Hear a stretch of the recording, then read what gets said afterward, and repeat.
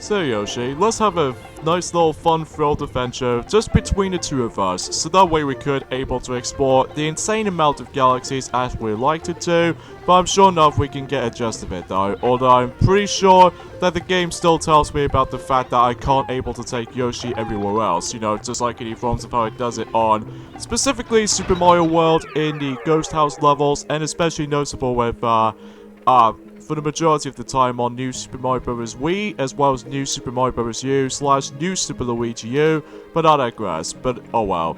Hey, what is up ladies and gentlemen, I'm Duffy Duck here once again, and I'm back for some more yet again for the likes of the Maxi Toys videos. And ladies and gentlemen, welcome back to my Let's Play of Super Mario Galaxy 2 for the Nintendo Wii / Nintendo Wii U eShop downloadable version. So, yeah, last time we did manage to collect ourselves about 4 power stars, ranging from let's just say going back into Sky Station Galaxy for one mission, and both missions in Yoshi Star Galaxy, and we meet up with Yoshi on that particular level, and especially noticeable with that one mission in Spin Dig Galaxy, and that's as far as we can say about it. So today for this episode is the fact that I believe, hopefully we can able to actually finish up with World 1 entirely though. Well, for now on anyway, because even then, as I mentioned before, that I'll explain more details onto that specific stuff until later on.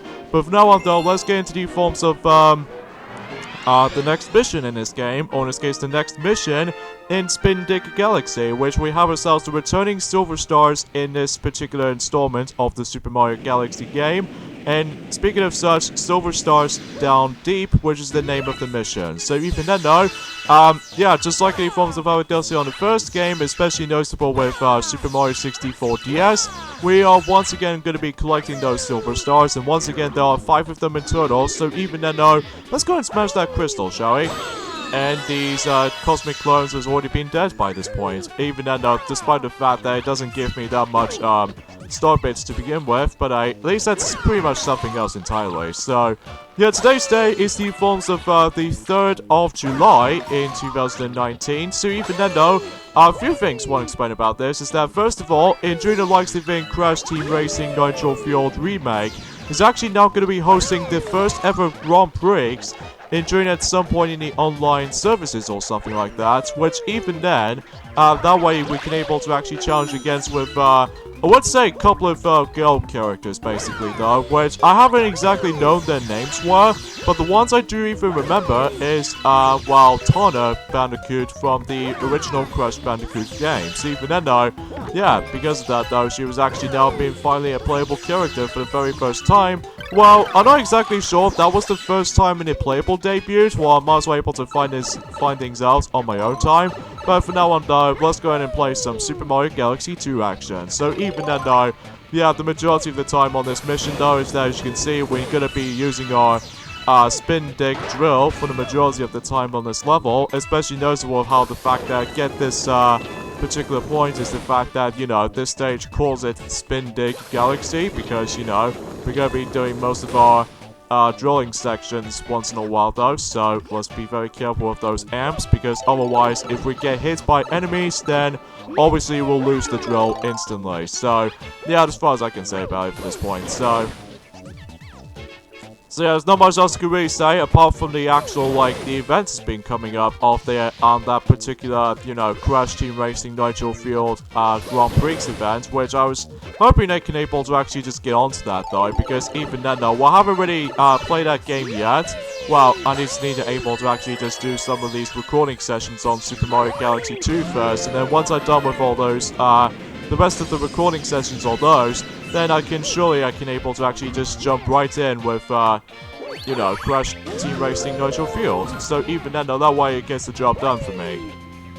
So, aside from all that, oh wow, that's actually pretty incredible if you ask me, with that specific long jump on one hand. And also, this is also another reason why it's been took so long. Well, not so much on the uploading videos for that department, but more accurately, the editing, stuff on videos, because once again, I'm super busy on the forms of Super Mario Maker 2 at the moment for the Nintendo Switch, and so far I'm actually going pretty much, you know, going close towards the end of the actual story mode, until after I manage to able to actually done with story mode, then I can able to actually create another set of stages on my own time, and especially noticeable with how the fact that I can able to actually just you know, participating on online matches with any random people, which even then though, that's actually pretty swell if you ask me. And speaking of such, I did manage to play through Super Mario Maker 2 online multiplayer versus races, and speaking of such, I managed to go into the C grade. So even then though, that, you know, just like in the forms of Splatoon 2,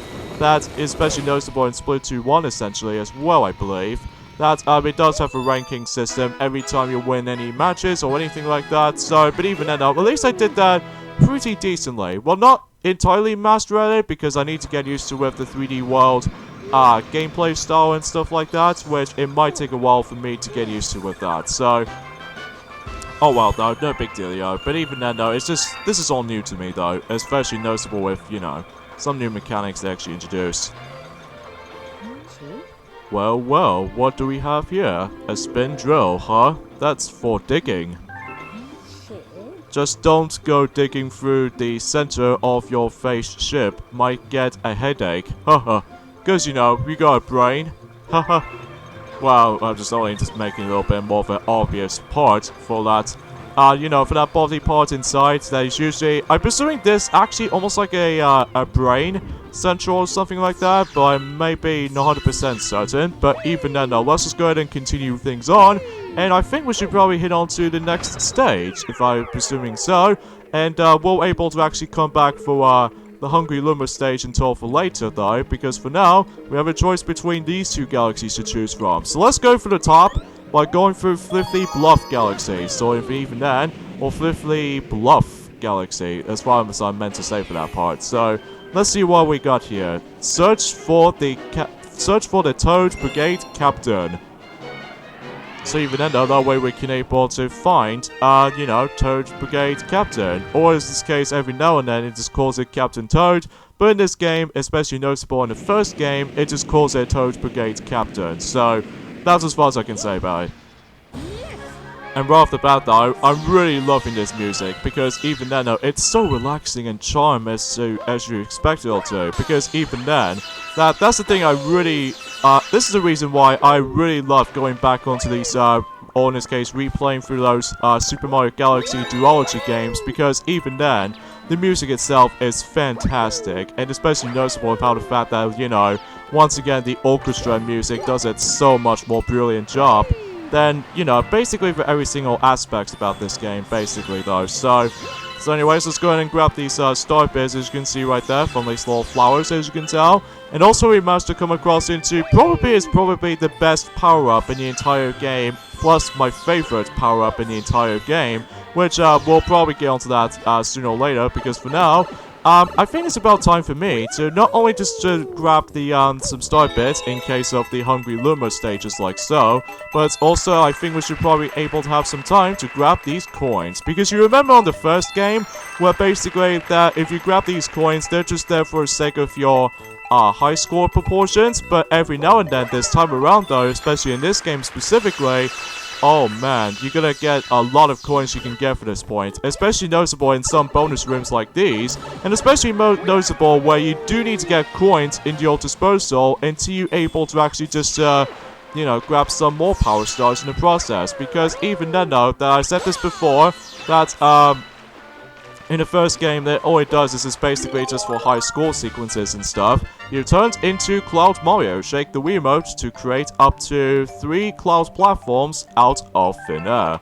So yes, here we have the forms of Cloud Mario, and this is easily, without a doubt, my favorite power-up in the entire game, because not only that, as you can see, that we're actually going to be creating those 3 cloud platforms, as you can see right there, but it's also the fact that your jumping momentum is actually a lot more floatier than the forms of how it does it from your normal jumps, which to me, I felt a little bit more comfortable with that particular stuff. So even then though, that's as far as I can usually just talk about for the time. So anyways, let's grab these coins quickly, and strangely enough, if you grab like 100 coins, for some reason it doesn't give you an extra life anymore. So even then though, I'm guessing the only way you can get star bits for, well, in this case extra lives from, is of course star bits, or essentially the 1-up mushrooms. So anyways though, some situations, like, you know, the actual coins we definitely need to get this time around though, specifically during the later missions, because, as you can see, we come across into a Hungry Luma, and basically every time you come across into one of them, then you actually obviously able to give the Hungry Luma some specific, collectibles. Like, for instance, these coins this time around, though, as opposed to star bits, because I definitely know for the fact that in the forms of in the first game, you got to use the star bits a lot, and during the likes of in these Hungry Luma sections and all that stuff. At least, thankfully, though, well, for me, though, anyway, though, coins is a little bit more accessible when it comes to, like, using all kinds of different things. Like, for instance, the Hungry Luma sections, like, well, only in the stage planet, but except the forms of, the world map, the world map galaxy. So, because of this, though, we're able to actually get into that until later on, though. So, for now, here we actually come across into the forms of the secret mission in the, Fliffy Bluff galaxy, as far as for that particular stage is actually known for. And basically, we need to use the Cloud Flower in order to actually just get up there. And the secret mission is named Every Planet Has Its Prize. Because, get it? Because, we definitely need to use coins this time around, though, as opposed to star bits from the likes of the first game. So, you probably get the idea to see how this will go. And I believe we have a discussion here. Alright, listen up, because I don't want to say this any more than once. See that Toad? He's started collecting star bits for safekeeping. He thinks he's some sort of a happy bank or something. Why don't you go over there and check it out for me? So yeah, I'm assuming that this particular green toad is super important because... Oh, actually, hold on just a moment. Okay, quick error right there, because I seem to have a little bit of a phone call distraction with Twilight Sparkle. So even then though, next time Twilight Sparkle, don't, call me as soon as I continuously filming myself with that, particular gaming footage, especially noticeable for my commentary, but that's just how it is for me. So, anyways, as I said before, this particular green toad, specifically the Star Bits Bank, is mandatory if you really want to 100% for everything, because, as you can see on the Star Bits maximum count, we actually get up to, like, 9,999 Star Bits, but, however though, I'm not going to use that there, because I'm going to have to keep it as it is, because, well, I will mention more details onto that whenever we get to the later portions of the game, because, well, it will be the most mandatory part until whenever we get towards the end of the game. Especially noticeable how the fact that that's what this sharing file system comes in, where basically every time you're able to like feed some star bits to Green Toad, or specifically the Star Bank, or in this case the Star Bits Bank Toad, and especially noticeable with extra lives on throughout in your journey so far, you can able to actually share the exact same amount of them until you're able to transfer to a different file or anything else. So that might be the essential thing about the forms of Galaxy 2 sometimes, is the fact that once you've done your go, then you can able to let someone else have a turn. And then basically that, for instance, for example, I managed to go myself. I can't really tell how many lives I've got at the moment, because right now we are going back into this level again, but this time around though we are doing the normal mission this time. So just want to clarify that. So even then though, let's go ahead and get some more coins, just for the sake of the forms of the usefulness, as far as I'm aware for that. Oh wow, never seen like that before. Anyways though, so yeah, for that particular Cloud Flower power-up, easily my favorite of the entirety of the power-ups in this game, because it's especially noticeable how the fact that it will be very useful until later on in this game, because even then though, that way it just makes the jumps a little bit more floaty for you, especially noticeable how the fact that you really don't have fell in instantly. Although, keep that in mind, is the fact that you can only able to actually use these, cloud platforms for about 3 times, and in order to actually stack them back up, well, basically you can able to grab this spare Cloud Flower again. So even then, that's the actual hint I just want to point things out. So let's go ahead and long jump here, and oh crap, we got ourselves these Cosmic Clones returning, and because the reason why I'm saving that Cloud platform for later, because of that cosmic, the Comet Medal. So there's also another method you can do, is by simply we need to use the triple jump on that planet. So that might be the only the another methods that we can able to do it for this part. So even then though, since we did manage to grab every single of those star chips basically, which once again, just like the first game, where basically every time you grab these star chips, that once again it'll create a launch star. So even then though, that's, you know, self-explanatory part for the most part though. So I'm quite surprised about this actually, because the fact that, you know, in the first game where in that particular obstacle, which is essentially these little pole star sections, they usually use that a lot in the first game, and it seems, for whatever reason, it doesn't seem to add it in the sequel just yet. So it seems rather odd to me. Gasp! Ugh, some monkey with sunglasses challenged me, to a race. You go instead. I should be in better shape. Oof. This captain business is going to be harder than I thought.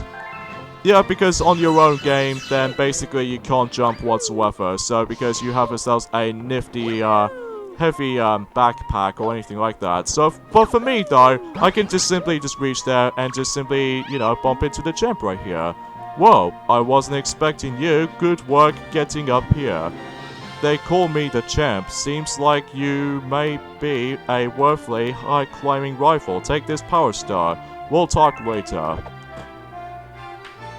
So basically, he has his power of the clapping, apparently, to able to awaken the actual power star itself. So even then though, that's as far as I can usually think about it for the time being, because even then though, we are exactly pretty much done with this stage so far. Well, until later on, we'll able to actually come back for that until later on. And especially noticeable, we're actually going back inside here, because I can assume this might actually be something related to the power-up storage room. So even then though, that probably explains how the fact that we actually got back in here. Look at that. I see you brought back some kind of, floaty souvenir.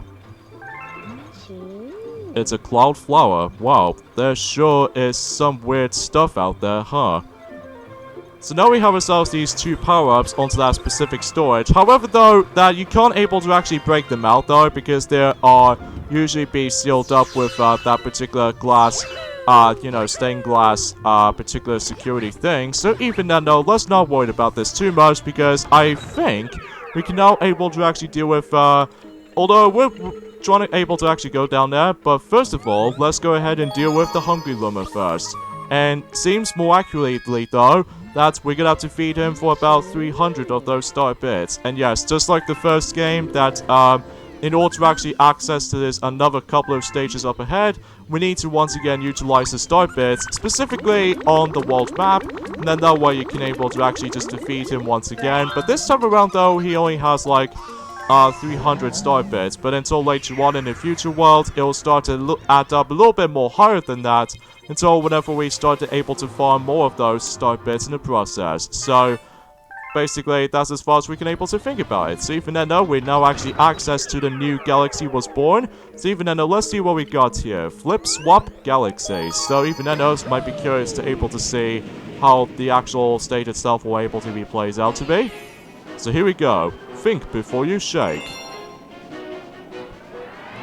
And yes, they were able to bring back this concept until like Super Mario 3D Land, and especially noticeable with Super Mario 3D World. If those of you ever watched our Let's Plays of those two games, then you should probably check it out.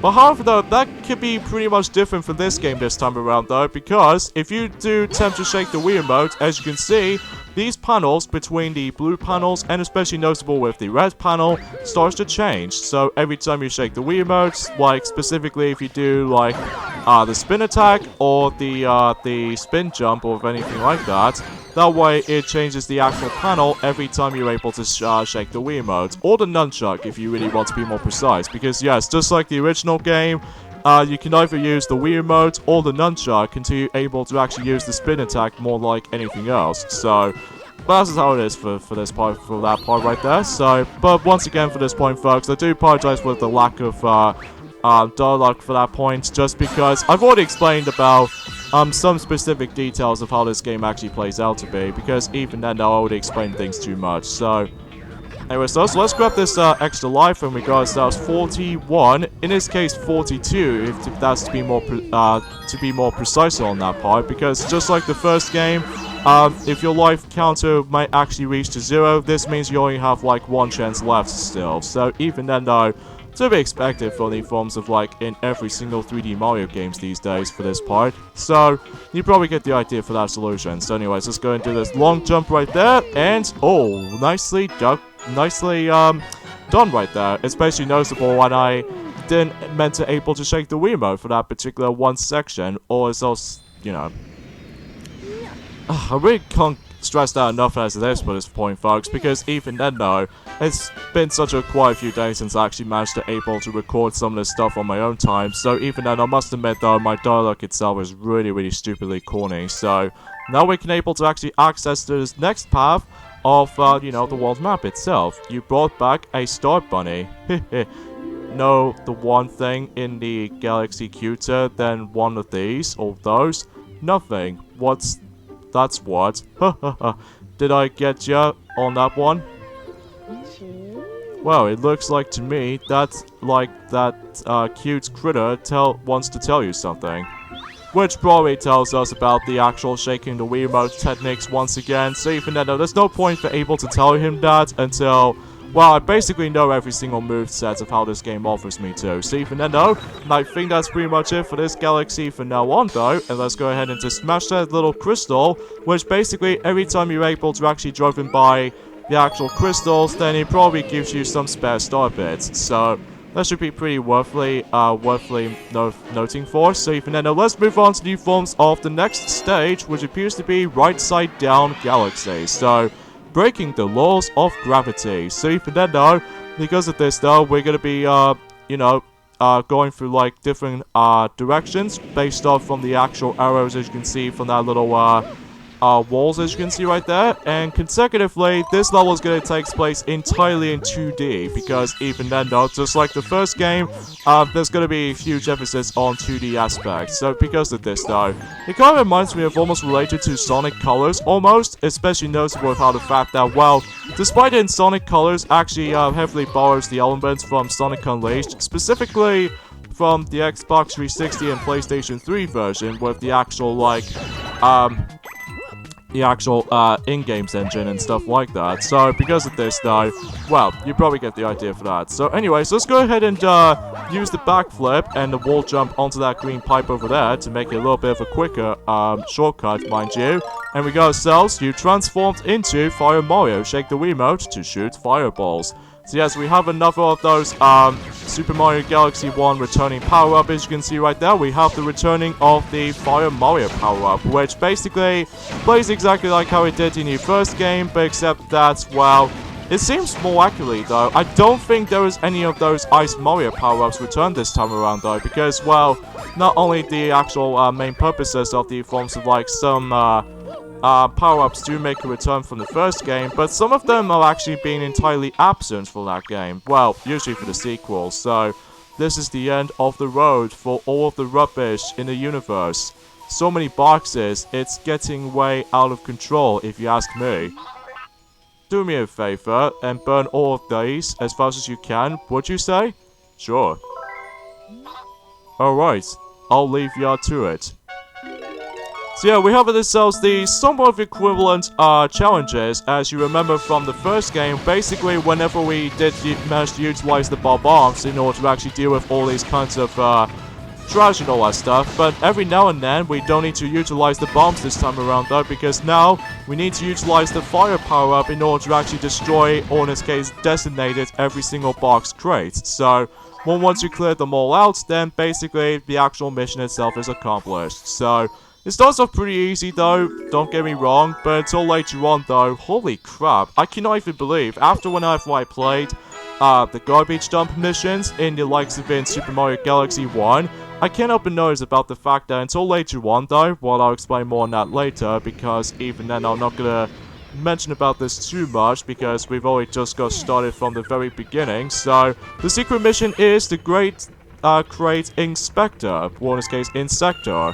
So even then though, that's because we're about to be able to be burning down every single of those box crates and draining any kind of places out there. So now let's head back there again, because not only we can able to get ourselves our next Power Star, but it's also the fact that we can now able to get ourselves our Comet Medal, of course. So let's head back into that particular mission again. So even then though, chances are, although just like in the forms of the first game sometimes, is the fact that, well, if you're trying to jump into the mission immediately though, sometimes the game expects me to able to actually load up the actual mission for quite a few seconds worth noting for. So even then though, it doesn't bother me too much aggressively though, so even then that's considered this to be a little bit more of a, standard stuff though, really, for me though. So something's worth mentioning though is the fact that not only Buddy Forms have I said this before about the fact that back in 2015 we did normally done this before, but it's no longer there because I said this before with the actual like the sound mixing is pretty bad and stuff like that, with the actual like the game's audio music is way too loud, and especially noticeable with my game commentary or my filming commentary on my microphone is actually a little bit more lower in comparison to the forms of how it does it from you know, until now anyway, because now I managed to solve this little issue and the solution, and not only that, I feel like that I remember back in the day that I seem to accidentally manage to let the actual recording sessions, well, not so much in these recording sessions as you can see right now, especially noticeable if you ever guys watched the previous videos from the you know, the past few days ago. But naturally speaking, I remember that one time, whenever I did manage to able to record those Super Mario Galaxy 2 videos on during back in 2015, which fundamentally though is almost 4 years ago at this point now, and despite the fact though, however though, is that every single footage has been squished up, like specifically the first 4 parts, but that's no longer a thing though, because well, even then, let's just hope that did not even happening throughout. And oh, talking of that particular tradition right there, is the fact that, do you remember with the forms of, in Super Mario Galaxy 1, after when you're able to complete most of the missions, oh sweet, jackpots filled with star bits, how about that? So, anyways though, is that every time you're able to actually complete one of the missions in Super Mario Galaxy, the original game, after when you've gone through all that, the game asks you to able to actually, you can either save the game or not. Well, turns out in the sequel this time around though, the actual saving system is now autosave. So even then you don't have to like painfully trying to able to actually select either don't save or save. So it's just all automatic this time around though, which it can be problematic, I feel like, because even then though, because if I was about to be doing some of these you know, recording sessions like those, and sometimes if I keep on failing some of those dialogue, or especially noticeable with the actual frame rate is actually glitched up, and especially noticeable with the actual frame, the footage itself is all squished up, then that way I can able to actually just respawn onto that specific point. But at least even in the first game, it does offers me to able to not save or save the game, but that's not the case anymore this time around in this game, which, to be honest with you, I don't really mind about it too much, but it kind of does the same thing for how it does it on, I would classify for saying in the forms of, you know, Super Mario 3D Land and 3D World, and especially noticeable with the most recent 3D Mario game, which is of course Super Mario Odyssey. So even then though, because in those Mario games, well specifically, you know, 3D Land, 3D World, and Odyssey, basically it just gives you an auto-saving system, which even then though, that can come across as like somewhat of a sense of tradition right there. So of course, we need to be very careful right there, because if you remember from the first game, is that every time you see these little thwomps, as you can see right there, once again, it'll instantly kills you. So even then, because unlike in 3D Land, or 3D World rather, it does manage to able to give you a little bit of a hit. So, but even then, though, that's not noticeable in the forms of Super Mario Galaxy and Super Mario Galaxy 2, but at least unlike in Super Mario 64, where basically every time you get squished by the Whomp, and especially noticeable with the Thwomps essentially, then you lose a bit of your health, but that's not being applied in here this time. So because of this though, well, in between both Galaxy 1 and Galaxy 2 to say the least. So yeah, that concludes the right side down Galaxy, and just like the likes of how it does it on the first game, as you can tell, we managed to accomplish that entire Galaxy. So meaning, we actually did manage to conclude everything on that particular stage. So even then though, as you can see, we got ourselves this nice little silver crown from that right side down Galaxy, meaning that we're actually done with that stage for now, because even then though, that way we can now able to move on to the next level, which appears to be Bowser Jr.'s Fiery Flauntoy, which I must admit though, I do apologize with the actual pronunciation errors of those names, so even then though, let's get this thing to it. Gobblegut's aching belly. So because of this though, much like the first game, every time you actually reach onto that specific ending portions in each of the actual world maps, sometimes we are able to actually come across into those, not only Bowser Jr.'s levels, but also the Bowser stages every once in a while. So because of that though, yeah, everything else is well accounted for basically though, just like the original game. So, except unlike in the original game though, is the fact that it actually gives us the forms of the actual full-fledged platforming segments. Well, it's kind of like the same thing for how it does in the original game, to say the least though, but hey. Alright, so there's the common medal right there, and you can also do a massive shortcut if you manage to able to perform the nice little, you know, backflip onto that specific flump right there, and then that way you can able to fluke up. Then that way you can able to actually make yourselves a longest, you know, jump height as far as you can able to see on screen right there. So, pretty worth noting for that shortcut, by the way. So, even then, I just want to show you guys for that. So, anyways, let's go ahead and grab ourselves the live stream before we do anything. So, even then, let's launch ourselves onto that specific planet right there, and let's just see. Oh gosh, we got Bowser Jr.'s back. I thought you were dead by now, but hey, at least you still lived, as it is. Wahahaha, you made it so far, huh? I won't need my dad's help to finish you off. I got a big surprise for you. Oh, Gobblegut, ditto's on. Don't forget to protect your bellyache blungers.